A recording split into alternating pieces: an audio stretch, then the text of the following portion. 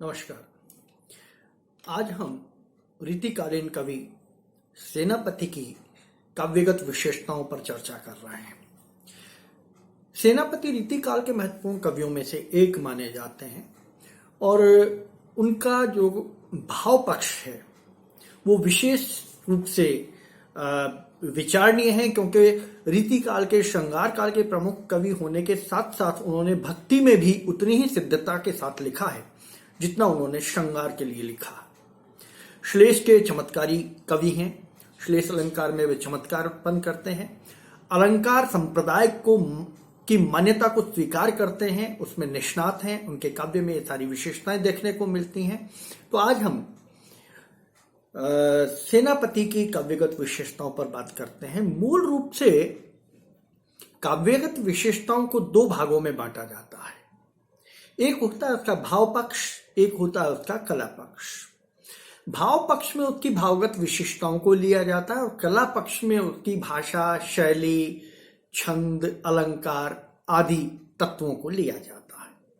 क्योंकि इस वर्ष द्वितीय वर्ष की परीक्षा के लिए भी ये महत्वपूर्ण प्रश्न बन रहा है और प्रतियोगी परीक्षाओं में तो हमेशा ही महत्वपूर्ण प्रश्न होता है, तो हम इसे थोड़ा सा विस्तार से लेते हैं। सर्वप्रथम हम इनके भाव पक्ष पर बात कर रहे हैं। तो मूल रूप से सेनापति जो हैं वो रीतिकाल के श्रृंगार के कवि हैं, लेकिन राम भक्ति पे, राम के चरित्र पर भी उन्होंने बहुत लिखा है। राम भक्त कवि भी वे माने जाते हैं। इसलिए रीति और भक्ति, श्रृंगार और भक्ति दोनों भाव इनके काव्य में देखने को मिलते हैं। तो सर्वप्रथम हम भाव पक्ष की बात करते हैं और भाव पक्ष में आता है श्रृंगार वर्णन। मूल रूप से कवित रत्नाकर जो इनका ग्रंथ है, एक ही प्राप्त ग्रंथ है इनका, और एक ग्रंथ इसका है काव्य कल्प द्रुम जो अप्राप्त है।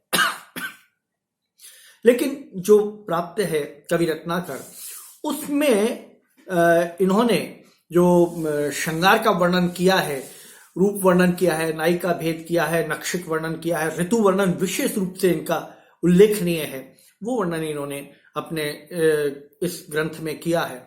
और बहुत ही खूबसूरत तरीके से इन्होंने स्वकीय नायिका का वर्णन भी अपने काव्य में किया है।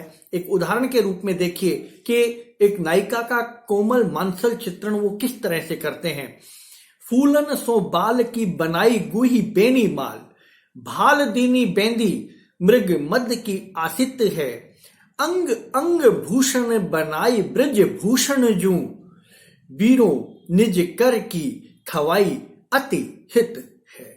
बहुत खूबसूरत पंक्तियां हैं एक स्वकीय नायिका के मांसल चित्रण की, उसके केश विन्यास की और उसमें नायक के योगदान का बहुत खूबसूरत चित्रण कवि ने अपनी कविता में किया है। नायिका के अंगों का चित्रण, अंग प्रत्यंगों का चित्रण सेनापति ने नवीन उपमानों से करने का हमेशा प्रयोग किया है।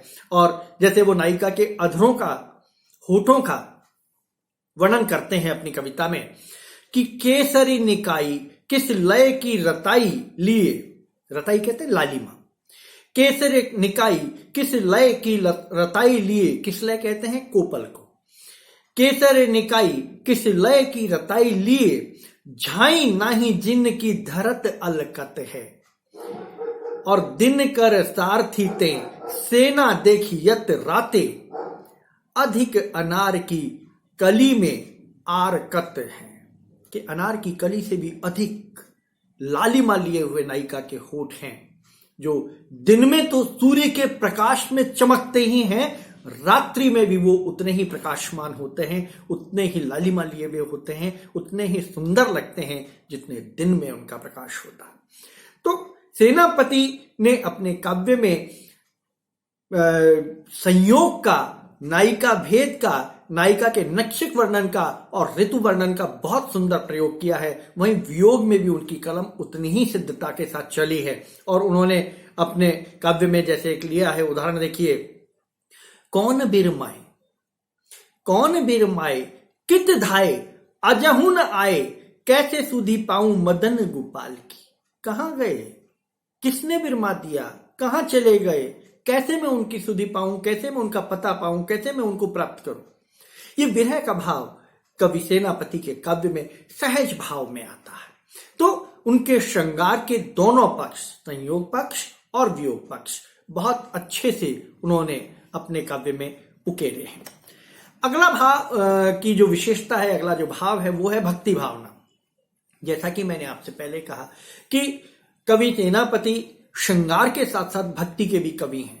भक्ति पर भी वो उतनी ही शुद्धता के साथ लिखते हैं और उनमें विशेष रूप से, जैसे कि हमने अभी चर्चा की, वे राम भक्त कवि हैं। तो राम के चरित्र के साथ साथ शिव की महिमा, राम का शील, राम की महिमा, गंगा का स्मरण आदि ये सारे जो तत्व हैं, ये सारे जो भाव हैं, इनके काव्य में दिखाई देते हैं और बहुत खूबसूरत वर्णन उसी तरह से करते हैं जैसे इन्होंने श्रृंगार में कविता में किया था।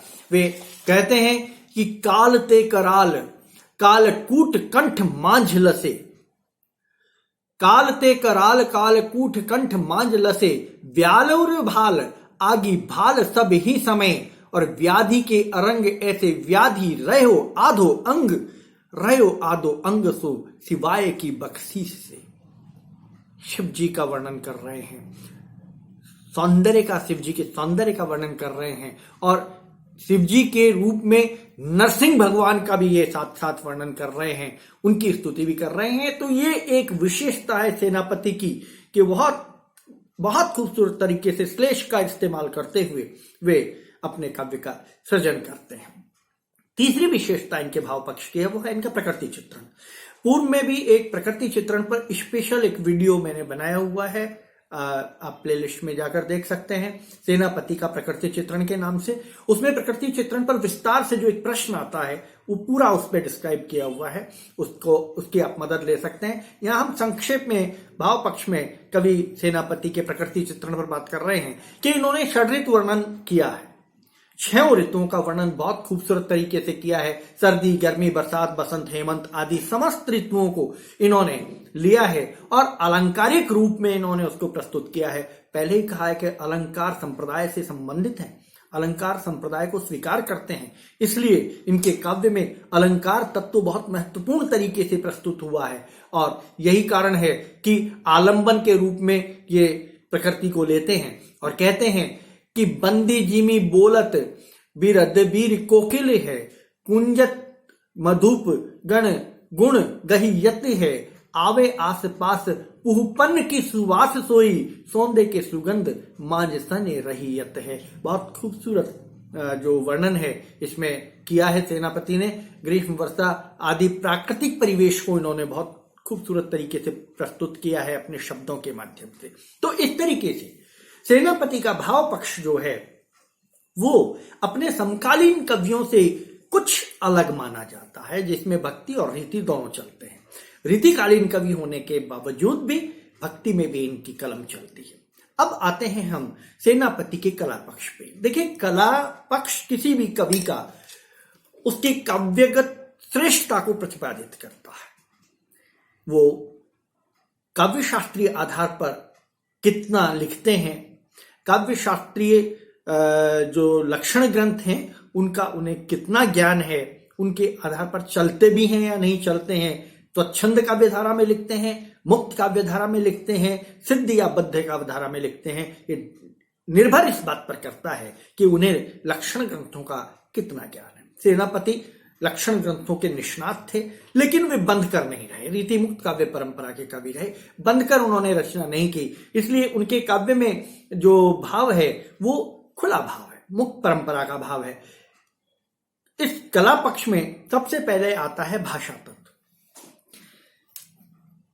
वह दौर जिस समय में सेनापति लिख रहे थे, वह दौर, वह काल रीति काल की जिसको हम रीति काल के नाम से जानते हैं, ब्रजभाषा का काल था। उस समय अधिकतर कवि ब्रजभाषा में लिख रहे थे। सेनापति ने भी ब्रजभाषा में लिया, ब्रजभाषा को ही अपना विषय बनाया, अपने विषय का संप्रेषण का माध्यम बनाया और सेनापति ने ब्रजभाषा के सरल सहज रूप को स्वीकार किया। जिस सरल सहज रूप में उन्होंने अपनी बात कहनी प्रारंभ की, वो अंत तक गई, लोगों के हृदय तक पहुंची। यह सेनापति की ब्रजभाषा की विशेषता थी। साहित्यिक ब्रजभाषा से छोड़कर उन्होंने देशज शब्दों को इस्तेमाल किया, तत्कालीन प्रचलित तत्सम शब्दावली, तद्भव शब्दावलियों का भी उन्होंने प्रयोग किया। उन्होंने उस समय प्रचलित अरबी फारसी के शब्दों को भी अपनी भाषा में स्थान दिया। तो ये उनकी भाषा की अपनी एक विशेषता थी। इसके अलावा सेनापति ने अपने काव्य में लोकोक्ति मुहावरों का बहुत अच्छे से प्रयोग किया।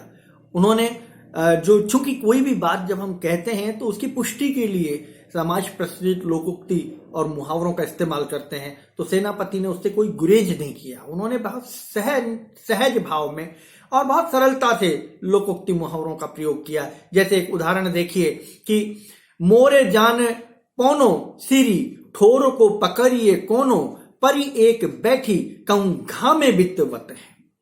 तो बहुत सहज तरीके से एक मुहावरे के माध्यम से उन्होंने गर्मी का वर्णन किया कि पवन भी एक कोना पकड़कर बैठ गई है, मुझे ऐसा लगता है, इतनी भयंकर गर्मी पड़ रही है। तो बहुत सहजता से उन्होंने लोकोक्ति मुहावरों का प्रयोग किया।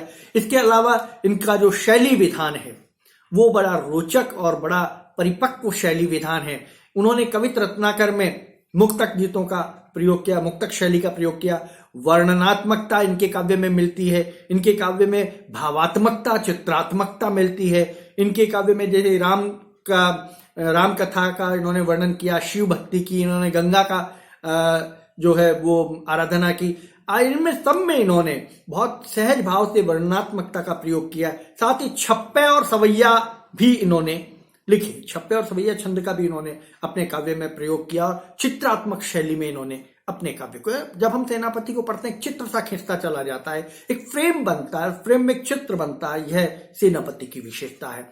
और अलंकार के विधान की बात करें, पूर्व से हम कहते आ रहे हैं कि सेनापति जो हैं वो अलंकार संप्रदाय को स्वीकार करते हैं, वो मानते हैं, उनके बिना काव्य की सृजना संभव नहीं है, ये सेनापति का मानना है। और यही कारण है कि सेनापति के काव्य में समस्त अलंकारों का बहुत अच्छे से, बहुत खूबसूरत तरीके से उन्होंने प्रयोग किया है। लेकिन विशेष रूप से श्लेष अलंकार में सेनापति की मास्टर, मतलब ये मानिए कि मास्टर है सेनापति श्लेष अलंकार के, उसमें उनकी सिद्धस्तता है और यही मास्टरी उनके काव्य को अलग बनाती है। यही जो उनका विशेषता है, ये अलंकार चमत्कार की, अलंकार के माध्यम से चमत्कार उत्पन्न करने की यही विशेषता उनके काव्य को बिल्कुल अलग ले जाती है। और इस तरह से हम देखें कि सेनापति पूर्ण रूप से, सेनापति का काव्य पूर्ण रूप से काव्यगत विशेषताओं की दृष्टि से एकदम अलग, एक यूनिक रूप में सामने आता है। उस कवि में संपूर्णता है, काव्यत्व के संपूर्ण गुण सेनापति में देखने को मिलते हैं। उनका उनकी कवित रचनाकर जो रचना है वह अपने आप में संपूर्ण रचना है। और आप आश्चर्य करेंगे कि एकमात्र प्राप्त रचना के आधार पर ही सेनापति श्रेष्ठ रीतिकाल के कवि माने जाते हैं। यह उनकी विशेषता है। आपने अगर इस चैनल को सब्सक्राइब नहीं किया है, प्लीज चैनल सब्सक्राइब करें, वीडियो को लाइक करें, शेयर करें। कोई सुझाव हो तो कमेंट्स बॉक्स में अवश्य लिखें। हम कोशिश करते हैं कि आपके लिए हिंदी साहित्य से संबंधित शैक्षणिक परीक्षाओं के लिए भी और प्रतियोगी परीक्षाओं के लिए भी अच्छे वीडियो ला सकें, ज्ञानवर्धक वीडियो ला सकें। नमस्कार।